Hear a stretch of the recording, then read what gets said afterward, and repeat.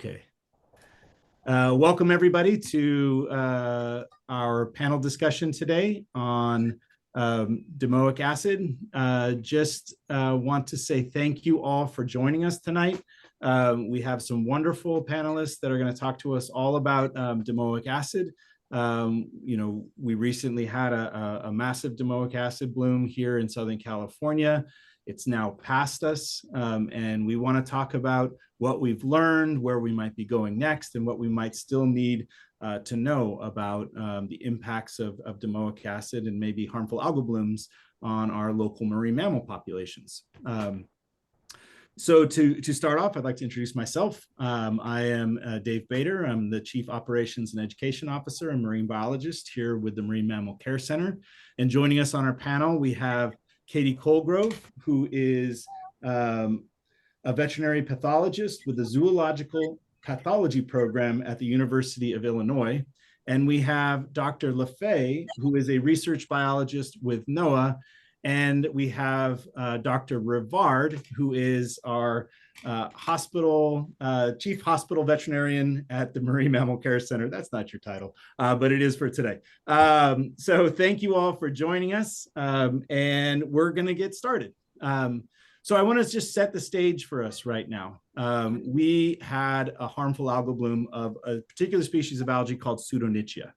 So Pseudonychia is a diatom.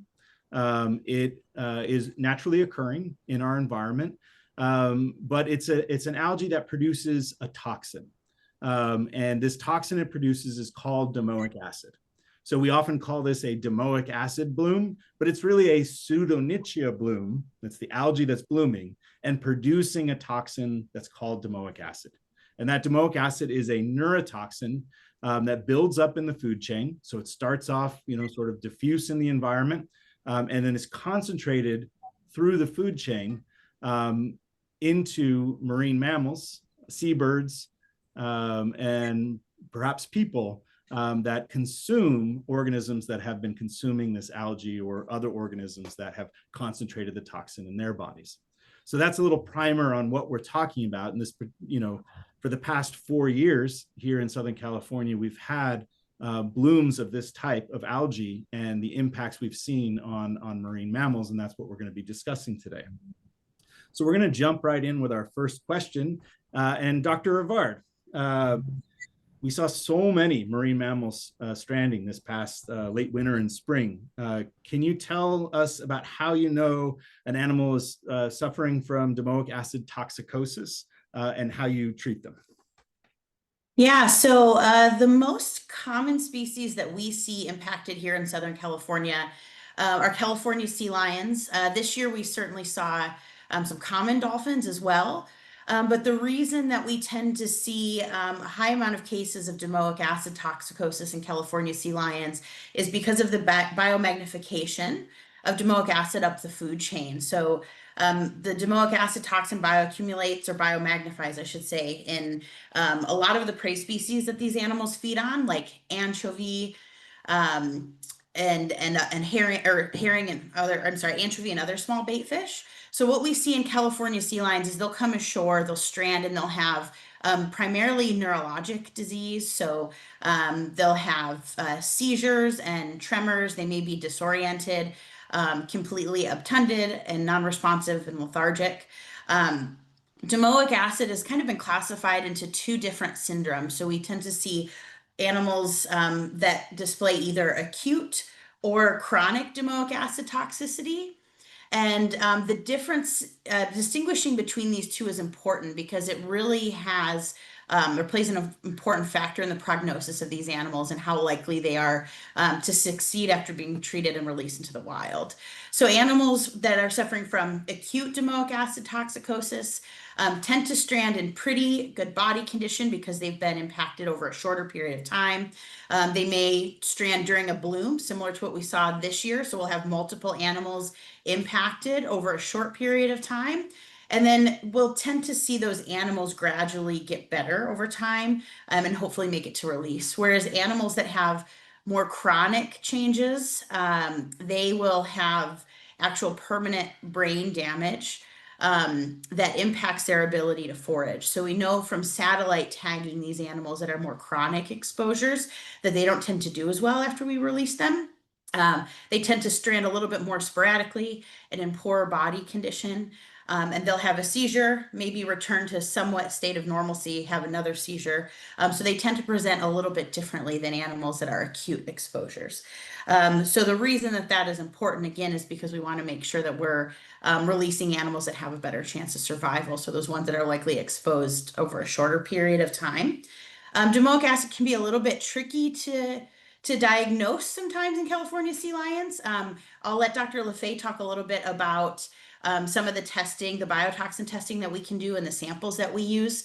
But really the only way to definitively screen these animals for these chronic brain changes is by doing an MRI. So diagnostic imaging that requires anesthesia as well as a pretty intensive imaging process that just isn't quite feasible during a domoic acid bloom. So that's a little bit of background on the acute and chronic disease syndromes that we see. We'll talk a little bit more later about developmental domoic acid and what we know about pups that are exposed in utero if their mom is affected. And then in general, just to talk a little bit about treatment. So these animals are mostly treated with supportive care. We give them subcutaneous fluids to rehydrate them, oral fluids to sort of flush the toxin out, prevent any sort of GI stasis or ileus, as well as anti-epileptic or anti-seizure medication. So a lot of what we know now is supportive care, and there's certainly a lot of work to be done in the future on ways we could potentially treat these animals. Yeah, thank you. And I know you guys were awfully busy this past spring back there. About how many animals did we see over this past bloom? So this past bloom, we had about that came through Marine Mammal Care Center. We had about 350 animals that we cared for at Marine Mammal Care Center, though we probably responded to closer to nearly 500. And that's just because we had some animals return to the water, some animals get pushed back in, some animals died by the time we got there. But in general, in Los Angeles County, between us and our response partners, so we have response partners that respond in Malibu, as well as response partners that respond to dead stranded marine mammals. We probably had well over 750 affected in Los Angeles County alone. And in the region of the bloom that was, or the region of California that was affected by this bloom, so from San Diego County ranging all the way up north to Santa Barbara County, there were well over 2,000 animals that were likely affected by this. Yeah, thousands of phone calls, over 8,000 phone calls, all in, and all of our partners, maybe over 1,000 animals just here in LA County. If we take in all of our partners with Aura, CWC, and ourselves together, and over 500 animals rescued within that time frame. So thank you. And Dr. LaFay. So, really quickly, I don't think I mentioned this at the beginning. If you have questions, we're going to take questions at the end. There's two ways you can do that. We have a webinar chat, as well as there's a question and answer box at the bottom. If you have questions that you want to put down during the talk, you're welcome to put them in there, and we'll get to them at the end of the program. So, Dr. LaFay, we were talking before about how you and Dr. Colgrove had been studying this from the very beginning when we first started to look at this. So tell us a little bit more about the history of domoic acid blooms off the coast of California. And then exactly, how do we know that? What are you testing? Which species are you testing? And how does that all play out? And what do we learn from it? Yeah, it's interesting. Katie and I were just talking about that. I was a first-year graduate student at UC Santa Cruz in 1998. I was studying domoic acid already. There'd never been a documented poisoning in marine mammals yet, but there had been a human event, and there had been a pelican cormorant event from eating fish. So I was studying, well, why aren't the fish impacted by domoic acid, but the birds are? And I'm in my office, and someone comes in with a newspaper article from the Santa Cruz Sentinel. It said, hundreds of sea lions are coming on shore, having seizures. Nobody knows why. They think it's mercury poisoning. And I said, I think it's domoic acid, just because I was studying it. So I went to the Marine Mammal Center, met Francis Gullen there, got a bunch of samples. Long story short, through this investigation with Francis Gullen and Chris at the Monterey Bay Aquarium Research Institute, we discovered that it was actually domoic acid causing these animals to become ill, and they were getting it through anchovies. And so in my research project, I measured domoic acid in as many different tissues as I could, but the jackpot, of course, was the feces. So we did a lot of fecal samples.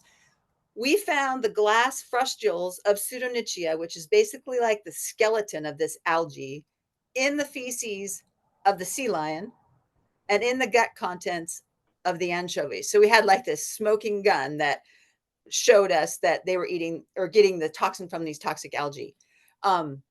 So since that time, this just shows how old I am. I have been studying this since that time, and I have a program at the Northwest Fisheries Science Center in Seattle called the Wildlife Algal Toxins Research and Response Network. And we have been providing surveillance for the presence of algal toxins in marine mammals and other wildlife from as far north as the Arctic Ocean to Southern California for all of these years. We have thousands of samples. So I have a really good idea of toxin levels in the environment and what they're like during blooms, et cetera. And I have a unfortunate, unique perspective over the last several decades of knowing that the warming oceans and the loss of sea ice in the Arctic are promoting these blooms, especially in the Arctic. So we are watching this happen. And this is what's happening in Southern California also. These blooms are becoming larger, more often, and therefore more toxic, having more impacts. Thank you. I just realized I was at Santa Cruz in 1998 and was in plankton class with Mary Silver. Mary Silver was my person. Yeah, and just one day, we looked at live samples every class, and one day it was nothing but Pseudonychia. So there it is. Oh, there you go. Wow, small world. Nice to re-meet you, I guess, maybe. Yeah. Dr. Colgrove. So we learned about, the history of domoic acid all through the state and how it's, changing over time. But when an animal, gets domoic acid into their bodies, what happens? How are they impacted by it, and what kind of organs are damaged by the toxin? Yeah. So domoic acid is something that we refer to as an excitatory neurotoxin. I know that that's a big word, but I'm going to kind of break it down as to what that is. What happens is the toxin binds to the body's normal glutamate receptors in brain cells called neurons. And when that toxin binds to these receptors, it causes overstimulation. And then that can lead to cell damage and death of those neurons, and what we term necrosis as pathologists. So there's a very specific region of the brain in mammals called the hippocampus that has a lot of these neurons that contain those very important glutamate receptors. So it's the hippocampus in the brain that's a region that's very severely affected by domoic acid. So the damage and death of these neurons in the hippocampus is why we see some of the clinical signs that we see in affected sea lions, including the seizures. So when us pathologists examine the brain tissue of sea lions and other marine mammals that can be affected under our microscopes, we can look at the hippocampus and we can visualize that neuronal cell death. And that's one way that we can diagnose that the sea lions have been affected by the disease during those blooms. Now, as Dr. Brevard was sort of saying, there's this acute syndrome, which I basically described there, and then there's a chronic syndrome. So if a sea lion survives for some time following exposure, we begin to see more chronic, permanent effects in the brain. The hippocampus is severely affected, and what will happen is it will become smaller or shrunken due to that toxin damage. And that shrunken or atrophied hippocampus is something that we can actually see when we examine sea lion brains that have died. And as Dr. Berard was saying, it's also something that we can see on magnetic resonance imaging or MRI imaging that can help us to diagnose sea lions while they're still alive with the condition. Now, what's really kind of interesting about the hippocampus is it's responsible for a bunch of different things like memory and learning, avoidance behaviors, and also spatial navigation. So this relates to what we're seeing with these chronically affected domoic acid sea lions. That normally functioning hippocampus is really important for a sea lion, but when it's damaged by domoic acid, they can have some abnormal behavioral changes, like increased aggression. They can have decreased avoidance of humans, and they can also have difficulty navigating. So they can also, end up in unusual places, like really far away from the ocean. So we talk a lot about the brain because the brain is really heavily hit with domoic acid, but there's other tissues that also have those very special glutamate receptors that can be affected by domoic acid. And one of the big tissues is the heart. So your cells in the heart, those cardiac myocytes, can have glutamate receptors. So domoic acid can cause cell death to some of those myocytes in the heart. And that can lead to abnormalities like arrhythmias or even sudden death in affected animals. And we can see that change also when we look in the microscope at sea lion tissues and the heart tissues, so we can diagnose toxicity by looking at the heart as well. Very cool. Thank you for sharing. And just a little background, the chat seemed to have been disabled for a second, but it looks like our chat function is back up and running. So sorry about all of that for everybody. Okay, so we now know, a little bit about what causes domoic acid and a little bit more about the history of it. And, we're having this panel discussion today because this year in 2025, we had the worst bloom on record in Southern California, at least. And it was worst in all categories, in the scope of the event, the how much space it took up in the ocean, the duration, the length of time that it remained in our ocean, the number of animals that were impacted, the number of cetaceans that were impacted. All of these were just almost every category you could think of, this was the worst. And in 2023, we experienced what was at that time the worst event ever. So we're seeing these repeated events over and over again, and they just seem to be topping one another with how bad they are. So let's get a little bit more into this. Dr. Avard, the timing of this bloom was different than we've seen in the past. Now, not completely unknown, but can you tell us a little bit more about the timing of this particular bloom and how this challenged our team and what made it different from, say, the bloom in 2023? Yeah, so a couple of the unique aspects of this bloom was both the time of the year and the duration that it lasted. So normally we tend to see domoic acid blooms occur maybe starting in the spring and into the summer and the fall. Whereas this bloom started in the winter. We started seeing animal strand up in Malibu is where this bloom started in the middle of February. So that's a really abnormal time, or at least not what has been typical in the past. So we certainly weren't expected or prepared to see this many animals hitting the beach with domoic acid. It tends to coincide with sort of the time of year when we see malnourished pups strand in Southern California, whether it's California sea lions or elephant seals. And for whatever reason, we did not see a ton of stranded pups this year, but if we had, we would have really run into some issues with capacity, or even more issues with capacity, because of the time of the year we started seeing animals hit the beaches. So this bloom started in February. The other thing that makes that difficult is California sea lions have a 9-month, well, they breed in June and undergo delayed implantation, and they have a 9-month gestation. So they pup in June as well. So these females were all quite pregnant. They stranded in February and March, and they had about 3 to 4 months before their pups would be viable. So we had a lot of non-viable pups being born, which was really difficult. So not only did we have a large number of adult females impacted, but we saw a lot of pups that were also impacted. So that was a really difficult aspect of this bloom because we had so many animals affected by it. And then just the duration. You know, in general, historically, domoic acid blooms have lasted anywhere between 4 to 8 weeks or so. And this bloom went on for 12 weeks. Like we were still seeing animals hitting the beaches with domoic acid and still seeing it measured in the water up through the beginning of May. So this bloom went on for just about 3 months, and it kind of dragged on for a really, really long time.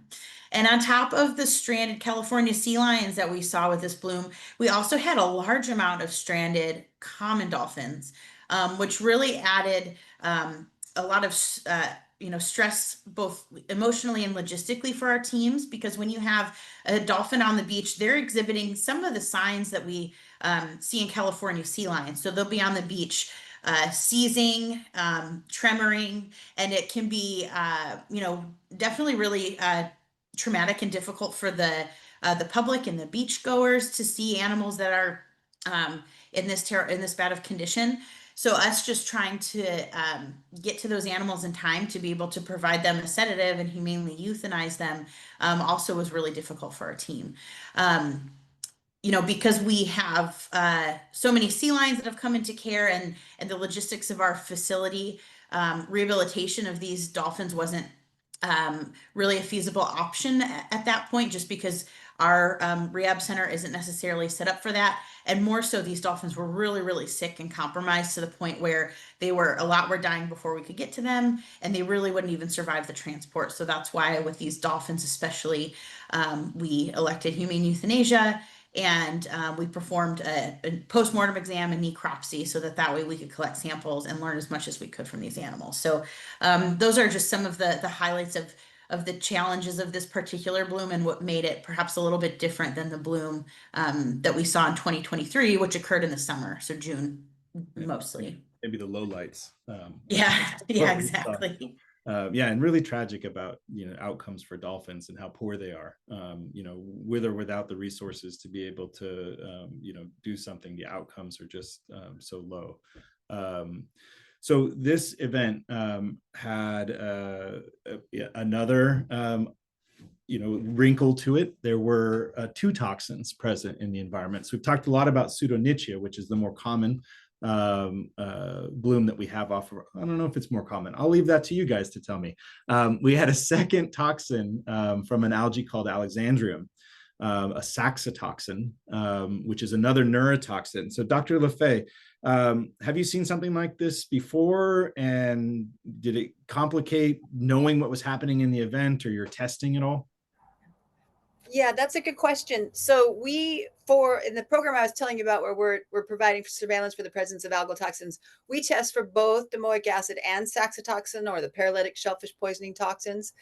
So we've been doing that, and we see saxitoxin periodically in sort of background levels. And honestly, these saxitoxin levels that were in the marine mammals that we received to analyze, those were low levels. Those were somewhat backgroundy type saxitoxin levels. So in my 2.5 decades of doing this, domoic acid is the most highest risk for the lower 48, particularly California. It's gone up into Washington, etc. In the Arctic, farther north, pseudonychia is there. You see domoic acid sort of in the background, but saxitoxin is ramping up, and that's the biggest risk to marine mammals in the Arctic. And there's various reasons for that. We probably don't have time to talk about it, but with the history and the warming of the water, all of this is related to ocean warming. So that is, so in terms of, we do see both toxins together. So if we have a fecal sample or a sample from an animal, we can measure saxitoxin and domoic acid in the same sample. People were always like, I've done a lot of controlled laboratory studies with exposure models like mice or zebrafish to get at long-term low-level exposure impacts, etc. One of the things people are always talking about is what are the synergistic effects? If you have both toxins at exposure at the same time, clearly that's going to have some issues. But we were joking about it because domoic acid is an excitotoxin. It overstimulates nerves, causes excitation, and saxitoxin is a paralytic. it blocks nerve function, and causes paralysis and eventually death. So it's really hard to try to figure out what kind of thing would happen with those two things together. But to date, I would say that almost all events that we've studied, one of those toxins is the cause of the mortality event, not a combination usually. Maybe it's an area of study. What is there synergistic effects? What would be if we were to see them? Would that maybe Dr. Rivard, would that change any clinical treatment for them if we had something like that?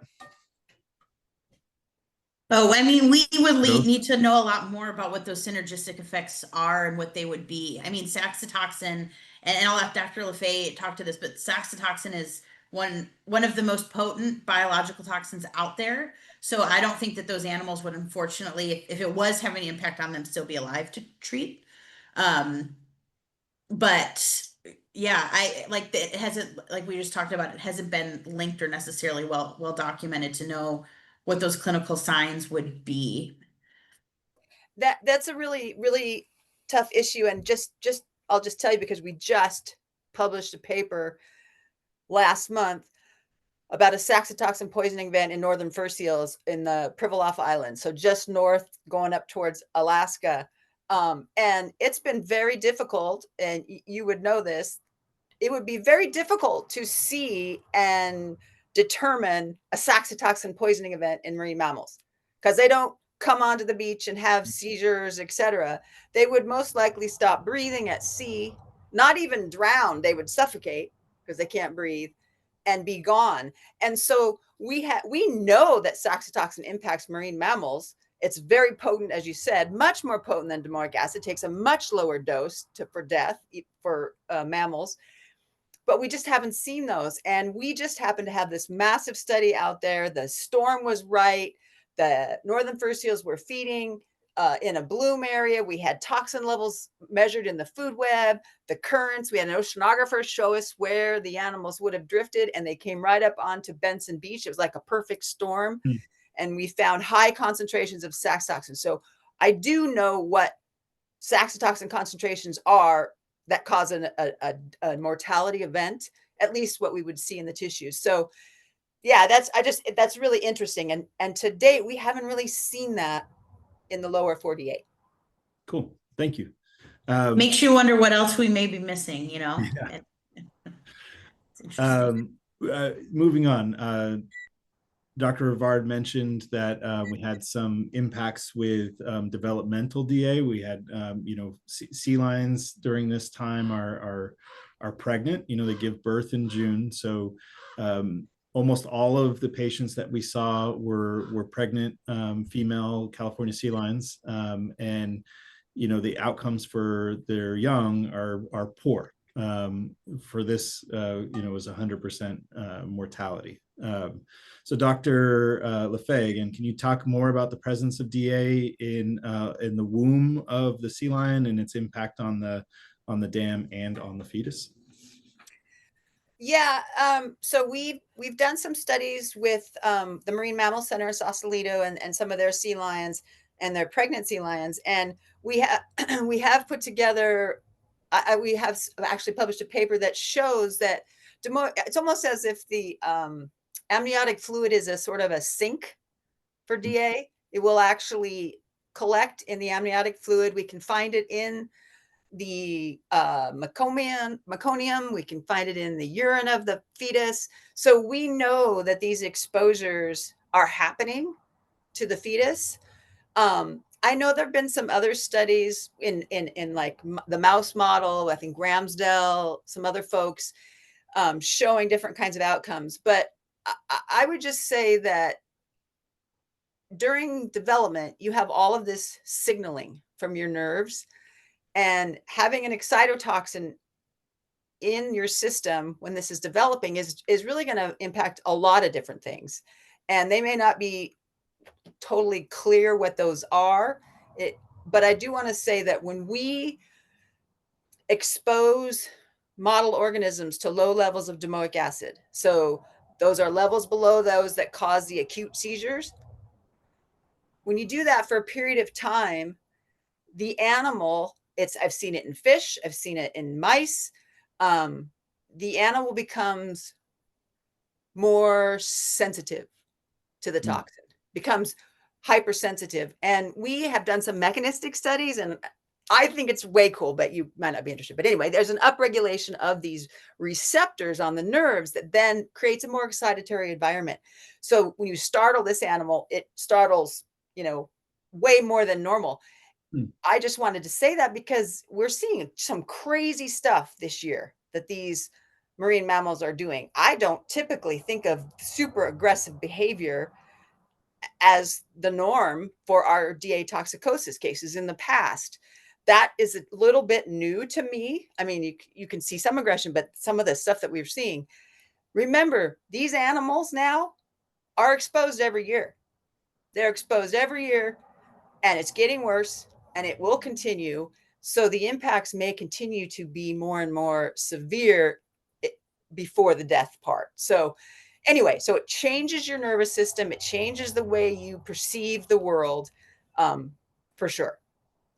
So that's interesting. So we need to be looking, I've been thinking about this in terms of, clinical treatment and all of that of our patients, but we need to be looking at it on broader, like low level impacts of living animals, rather than acute, like they've stranded.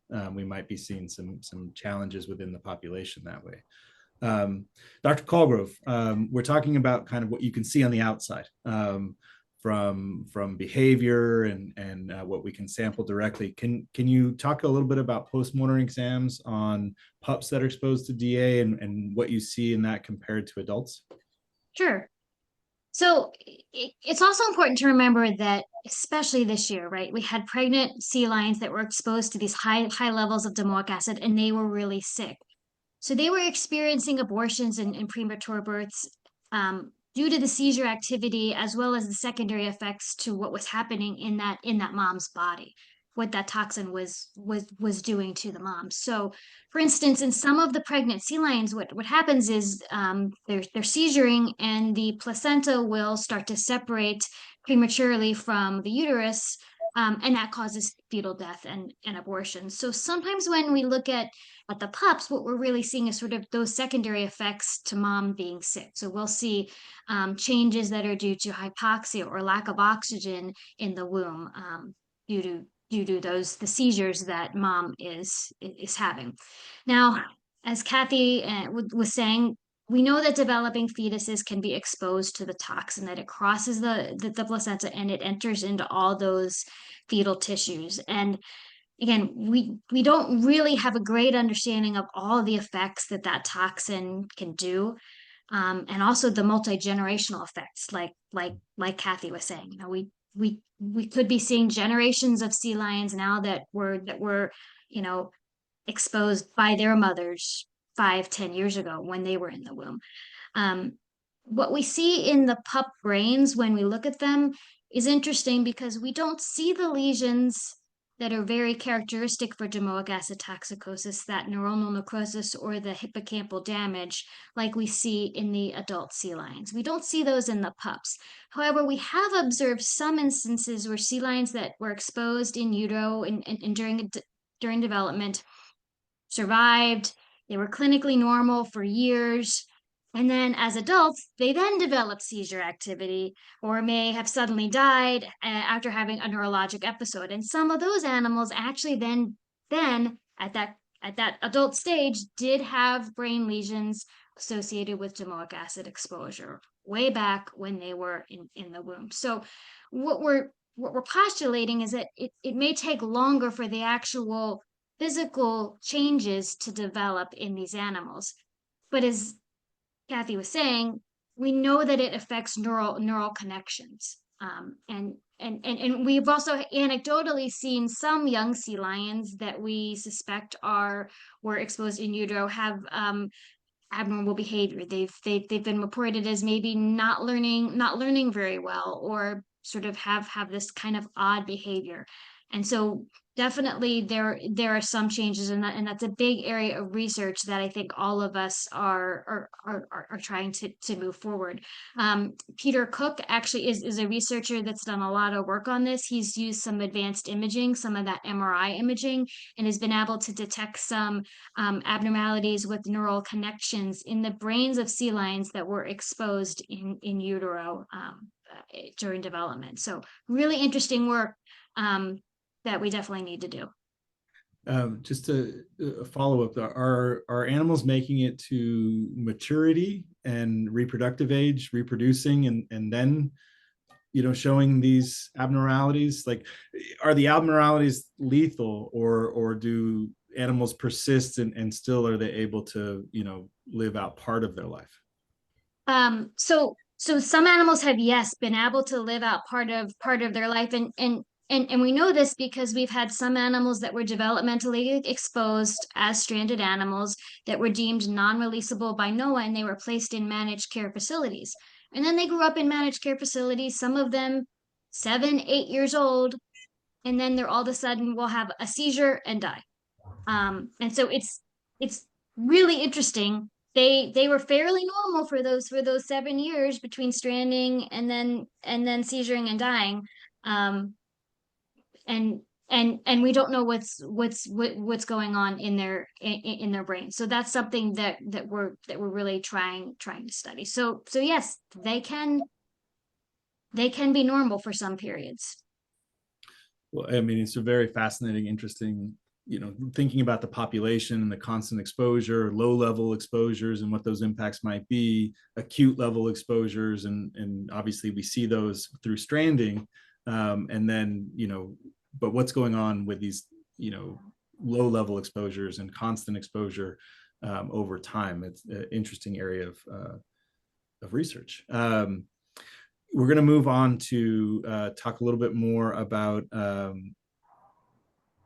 dolphins, cetaceans in general. So not just dolphins. So we saw a number of, I think it was over 250 dolphin that had stranded in Southern California during this past bloom. Dr. Vard, can you tell us a little bit more about your experience briefly about what it was like to respond to the number of cetaceans that we saw, or dolphins?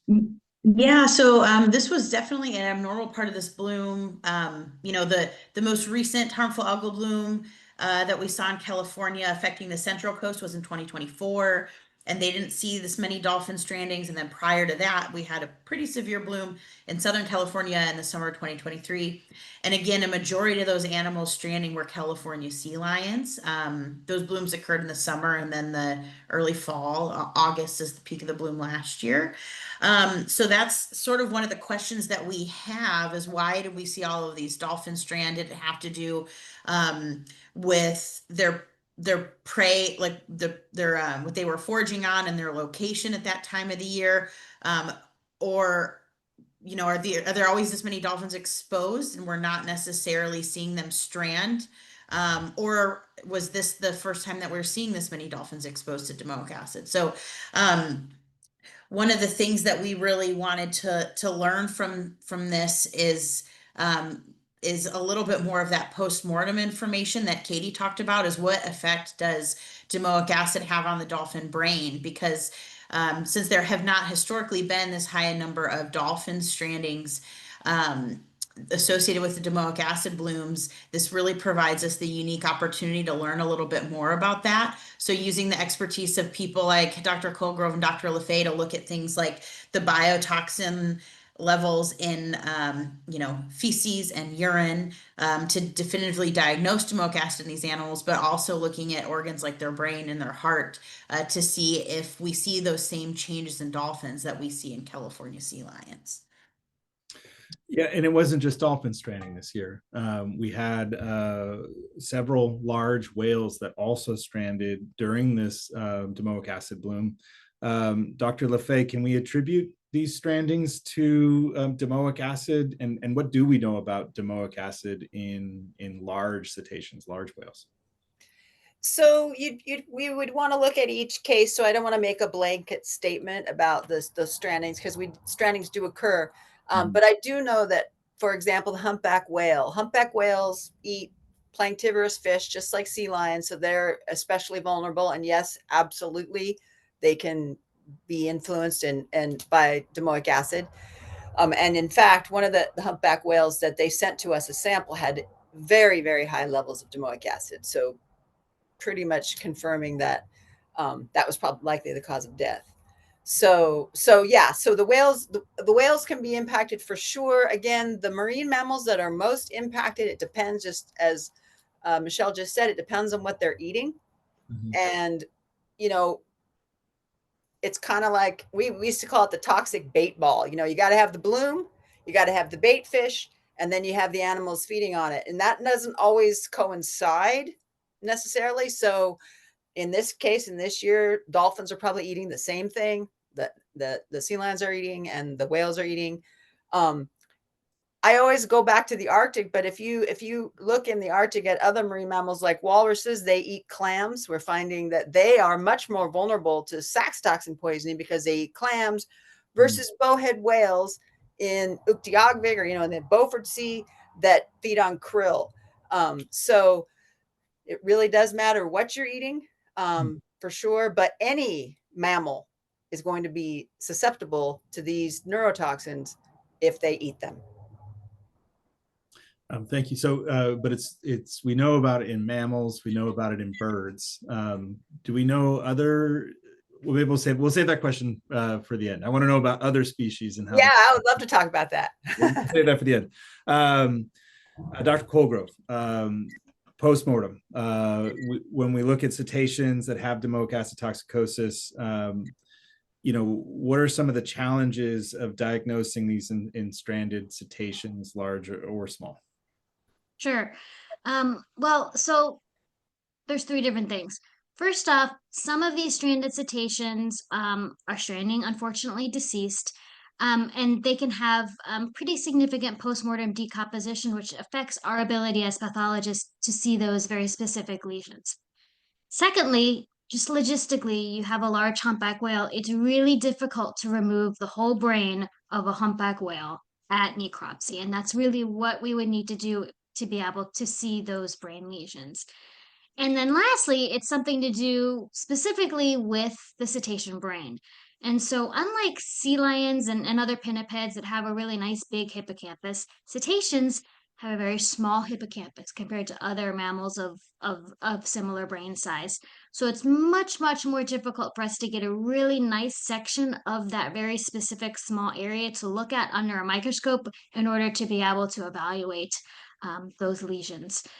And so we have seen lesions in dolphins, like common dolphins, similar to what we see in sea lions. We've seen some heart lesions. We suspect that they are going to be similarly affected. It's just much more difficult to visualize the lesions in cetaceans. Yeah, they're big, hard to sample, right? We should get on donations to get the giant MRI machine that travels to the beach, right? So we. Okay, well, thank you guys for your time. We're going to take some questions now. We have a million wonderful questions. We're not going to be able to get to every question tonight. We're going to do our best to get to some of these, answer some of these questions asynchronously if we can. What that means is, you registered for the event. We'll try to put together some answers to your questions if we don't get to them right now. Dave, do we want to start with the other species affected that Dr. LaFay was just speaking about shellfish and things like that? Let's do it. Tell us a little bit more, Dr. LaFay. What other species are impacted by domoic acid? Yeah, and I did notice that someone had a question in the chat that asked, are there any other species that are immune or resistant to domoic acid and saxitoxin? So all of that is fascinating to me. So I will say that, for example, saxitoxin, during saxitoxin blooms, they can cause fish kills. So fish can also be impacted. They can impact invertebrates. However, there was this awesome paper many years ago that showed that clams or bivalves in the East Coast, some of them had a single point mutation in the voltage gated sodium channel, which is where saxitoxin blocks, that gave them resistance to saxitoxin. And not only that, that the populations, so if you go down the coast, the place where there were the most frequent blooms, 100% of these clams had that mutation. And as you went north, less and less had that in the population. So showing that the natural selection was working for these to survive under those conditions. That was a couple decades ago. So now it's, who knows what's happening. So yes, there has been an example of resistance to saxitoxin with a single mutation in clams that are filter feeders. We've looked at that in other things. Some people have looked and we haven't found it. We haven't found it in people, etc. For domoic acid, this was what was really interesting for me. I was studying fish at UC Santa Cruz. Why aren't they impacted by the toxin? Fish can accumulate super high levels of domoic acid and they don't seem to have a problem. And I spent like my whole first year in grad school trying to figure out why. I injected fish with domoic acid and they did have seizures. But if you feed them, they don't. So there's another example where I believe that there is a sequestering of the toxin in these filter feeding organisms for domoic acid that allows them to be more tolerant, also makes them more dangerous vectors for marine mammals because they accumulate really high levels and then they are there for the mammals to eat. So that's some of the things that I know about different species being impacted. Is it stored inside the fish, or is it just part of their gut and pooped out? Like if they've gotten the domoic acid, is it stuck in their fat and in there for as long as it takes them to metabolize it? Both domoic acid and saxitoxin are highly water soluble toxins. They're not like those fat loving kinds that are bigger molecules. These are small single amino acid size type molecules. So they pretty much move through. We did a study with anchovies and blooms in Monterey Bay over multiple years. And what you find is when there's bloom in the water, the fish are toxic. When the bloom goes away, the fish are not toxic. I mean, they are depurating it very rapidly. So it is mostly in the gut, rapidly gotten rid of at the end of a bloom. And we've found only about 1% of the toxin is ever found in the tissue. Very interesting. Super interesting. We're compiling a bunch of questions right now. We're working out how to get those questions so we can get to all your answers. But while we're doing that, we have another question.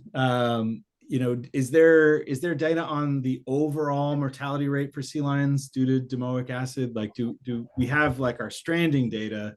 We know how many have died in our care or were found dead on the beach, but is there like a sense of what the cumulative number of the impact might be in mortality of sea lions in each of these like really massive events? I guess I can take that one, Dave. So like you said, that's a really complicated question to answer. So if we're talking about the overall mortality rate for a specific bloom that year, the information that we would need is not just the animals that come into the Marine Mammal Care Center, but also the animals that were responded to by Aura, who does dead animal response in Los Angeles County. And that also isn't really taking into account any of the animals that were affected that maybe didn't strand on the mainland. So San Miguel Island, San Nicolas Island are really large, are the largest California sea lion colonies on the West Coast. Those are part of the Channel Islands off the coast of Santa Barbara. And that's where a majority of the sea lions should be right now because it's pupping season. But those are places that aren't easily accessible. And there could be potentially a lot of sick and stranded animals there as well. So while there are biologists that have historically spent a good amount of time out there, they're not necessarily there year round, or certainly not there in February and March to be able to know the possibility of how many animals were affected. And then the other complication factor with that is how do we definitively diagnose domoic acid if we find, dead animals on the beach? We can say that they have domoic acid in their feces, but do we necessarily know the level in their feces that is a toxic value? That's a little bit of a loaded question. And are we harvesting their brains to tell if they had some of those chronic changes that Dr. Colgrove spoke about? So it's a complicated question to answer. So I guess what I'll say overall is no, not necessarily. We can give mortality rates for the animals that came through rehabilitation centers. But overall, that's a tough question to answer. And if anybody has anything to add to that, please go ahead.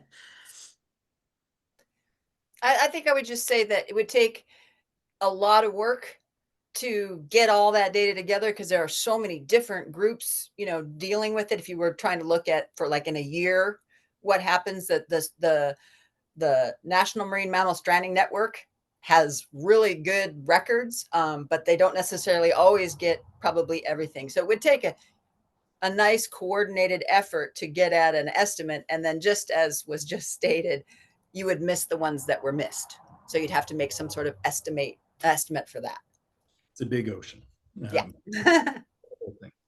Okay, we made it. We got the questions. The first question, I think I can answer: are the toxic algal blooms anaerobic? So we do know that there's these conditions. We get these massive blooms, especially at the mouths of rivers, where the algae can bloom, then use up all the nutrient, decompose, and absorb all of the oxygen out of the water, creating anaerobic conditions that can be themselves very lethal to marine life. But do we see any kind of anaerobic conditions being created by blooms of either the saxitoxin forming ones or Pseudonychia? That's not something that I've heard of. Okay. Yeah, I think it's probably more to the massive nutrient inputs that are kind of in those very specific places. Harmful algal blooms, nonetheless, just not the toxic form. Okay, another question. Is there any way to test for the precursors to an algae bloom? Can we have any sense that we might be coming into a bloom without actually seeing animal stranding on the beach or sampling Pseudonychia in the water column? So I'm trying to think about what is actually being asked. So beyond the starting to see cells, because one thing that we do on the coast of Washington is we have someone that's taking samples weekly, monthly, or whatever, and there's an action level for the density of the cells. So if you see a little bit of Pseudonychia, we're at this level, but if you start to see a certain concentration, then it starts to alert everyone that it's on its way and that it's coming. There hasn't been huge success at predicting blooms based on single factors like nutrients or other things. There's been a lot of money put into that and modeling. We know that basically all those things influence blooms. So it's kind of not been that useful. One thing we do know, though, is that temperature increases growth rates. Okay. Warmer water, more algae, whatever. Good bloom, bad bloom, you get more algae. Right. Do we know why it was so bad this year? Is there any evidence to support that the fires that we had here in LA had any contribution to the scope or intensity of the bloom? That is also, that's a very interesting thought. I don't know the answer to that. I don't think anybody does at this moment. That is something to certainly look into, that if there's any sort of nutrient input due to the fires. I don't know. I do know that blooms have been increasing, and there's a clear pattern on the California coast. If you look at 2023 and now this one, in 2015, just the plain old warm blob. I don't know if you remember all that language about the blob and the El Nino and all that kind of stuff, exceptionally warm water. That was the first time we said, this is the unprecedented largest bloom of domoic acid, longest lasting, the most far reaching, closing all the fisheries and affecting marine mammals. directly related to temperature. So yeah, I'm sure there's all kinds of factors, but obviously temperature is a huge, and I would predict that it's just going to be becoming more and more of an issue as the oceans warm to a certain point till it gets too hot. The scale of the nutrient input from upwelling is, huge in itself, the natural upwelling, as well as the nutrient inputs that we have from our local municipal sewage systems are putting out way more nutrient than runoff from rain brings. So all of those factors probably mean what we'd still have to research, that the fires had minimal impact, if any, on the bloom. But yeah, I just have no idea. A worthy question to investigate. Are people researching any antidotes, antitoxins, or anything like that as a treatment for people who could get this, or animals? Yeah, so a lot of the care, or I should say all of the care that we provide to stranded California sea lions right now is symptomatic, right? Like or supportive care. So it's basically anti-seizure medications to try to manage their seizures. There are some medications out there, and we've had some conversations with Dr. Carfield, who's at the Marine Mammal Center, who most of you probably know. She's really excited about trying some of these other drug classes that are actually they actually bind to glutamate receptors better than domoic acid does. So essentially, they're an anti-epileptic medication, but they would, in theory, hope to prevent the binding of domoic acid at those receptors. And one of them is a drug, I believe it's called perampanel. It's used to treat domoic acid in people. So that is something that she's brought up, and we've been talking a little bit of like, oh, should we give this a try if this happens again this fall? But we don't know the dose. We don't know how long we should give it to these animals. It's very expensive, very, very expensive. So can we give each sea lion one pill? Is that going to do it? Do they need a week's worth? How many times? So there is some talk about trying to find some other medications that may work aside from supportive care, because there are certainly some drawbacks to that. A lot of the medications that we use to treat these animals are controlled, they're expensive, they have to be administered multiple times a day. So there certainly is not any sort of smoking gun that allows us to treat these animals that we have in care. So if we can find something that gets more to the root of the problem, then that would be the goal. It's just there's a lot of work being done with that, and it can be quite costly. You mentioned we see this, we have a treatment for it in people. Do we know how frequently we see people with domoic acid toxicosis? I can just say from because I do get contacted sometimes. In the case of what's been really effective is obviously the seafood safety regulatory limits. So since those have been in place, it has really reduced obviously the impact on human health. But I will say that it is not easy to diagnose. It is not well known in the medical field at the emergency rooms. That's something we've always been talking about and thinking about. We had ER doctors at our last harmful algal bloom meeting because of this increasing risk, and we're getting blooms in new places where they haven't been before. So people, I'm sure that there are cases that we don't know about. There are some cases where people think that's what they had, but it never was fully diagnosed. And then the protections, like I said, are in place with commercial seafood, but it's becoming a real issue in the north where people do subsistence harvesting, and this new level and frequency of something that hasn't been there for 5,000 years is a problem and an issue. Yeah, and I know that off the coast of California, we closed the mussel fishery for late spring through fall, specifically to keep people from, encountering it. So it's like a prophylactic that we put out there. Don't eat the mussels for this period of time. Yep. Engagement with the public to know that, I think, is something we can improve upon. So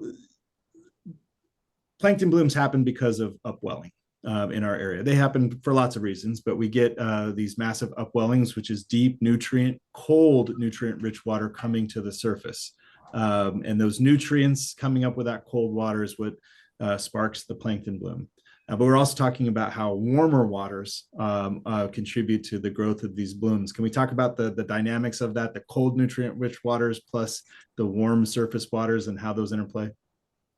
Yeah, yes. It's I'm working with some fantastic oceanographers, Bob Picard from Woods Hole Oceanographic Institution, Peggy Lin, who is a collaborator in China, and we're talking about all of the why are the blooms happening and how, obviously there's a heat flux influence in it, and then but the cold water is brought up. But things are dynamic and moving, and I honestly wish I had a better answer for you that was very clear mechanistically. But basically, once you get a bloom initiated with the nutrients, etc., whatever side of it it's on. So after that, when it's in a warmer ocean condition, the growth rates are going to be higher. Mm-hmm. So it's sort of a combination. But yes, you are correct that the upwelling does bring those nutrients, and those are the zones where we have more of these pseudonychia blooms. But then beyond that, the warmer ocean temperatures have an impact. Cool. Thank you for that clarity. And we had a bunch of questions about, how can we stop this? What can we do about it? And I'll sum up the response to that is to say, let's get serious about climate change. And the number one thing that we can all do is use our voice to make sure that all of our important people out there in the world, including elected officials, are doing and taking the right steps to mitigate against climate change so that the situation that we're in doesn't get worser than we know it's going to be, if that's a word. So I want to say thank you. We've come to the end of our panel. I want to thank our panelists for coming and enriching us with this really amazing discussion about the ins and outs of Domoic acid, literally the ins, inside the animals and outside of the animals. But I also want to give Dr. Rivard a chance to say thank you, because we had so much help and support for everything this year. And I know Dr. Rivard wants to say thank you. Yeah, I know we kind of talked a lot about how difficult of a bloom this was, and especially for our team and our volunteers, but I just want to thank again the panelists for coming and contributing their time and expertise, not just this evening, but also throughout the entirety of this bloom. We've been having conversations about what's going on and what should we do next. Huge thank you to all of the Marine Mammal Care Center staff and volunteers. You guys were absolute rock stars and absolutely in the trenches for 3 months, and you worked so hard to provide incredible care to all of the animals and also to really take great care of each other. So huge thank you to all of you for that. Thanks to all of our response network partners who responded to all of these animals up and down the coast, as well as NOAA, all of the local city municipalities that we worked with, like the Los Angeles County Lifeguards and Beaches and Harbor. I mean, they were right there with us responding to stranded dolphins as well. And they made our jobs a lot easier, and they also helped to, or as easy as they could be, and helped to keep people and animals safe until we were able to get there to respond. So thank you so much for that. We also have some really wonderful scientific collaborators that we're forming relationships with and hope to work with in the future, so that way we can learn as much as we can about what happened this bloom and continue to kind of push the work forward that we talked about tonight. And thank you also to all of the zoos and aquariums and stranding response agencies that sent people from all over the country. There were people that came from as far as, New England area and Denver Zoo and Georgia Aquarium, all over the country to come and help us. And we quite literally wouldn't be standing if it weren't for all of the help from all of these wonderful organizations. And then most of all, thank you to all of you who attended tonight, who have supported and continue to support the Marine Mammal Care Center. So despite it being a really, really difficult 3 months, there were so many wonderful people that showed up to help the animals and to help our team. So we're just really, really grateful to be part of such a supportive community. So thank you so much for all of that. Yeah, definitely. It takes a village. to solve a crisis. That's not the saying, but we'll make it. And it takes, all of the wonderful support from our partners and people on the ground level, taking care of the animals during the crisis, but also the wonderful work of researchers like Dr. Colgrove and Dr. LaFay, who are really looking into the ins and outs so we can understand every side of this horrible situation that we're in from domoic acid and other toxins as well. So thank you for joining us tonight. Thanks everybody for participating. We look forward to maybe seeing you here at the center. We're open from 10 to 4, Friday, Saturday, Sunday, and Monday. So we'd love to see you down here at the center. Come say hi to us. And until next time, we're going to sign off. Thanks everybody for joining.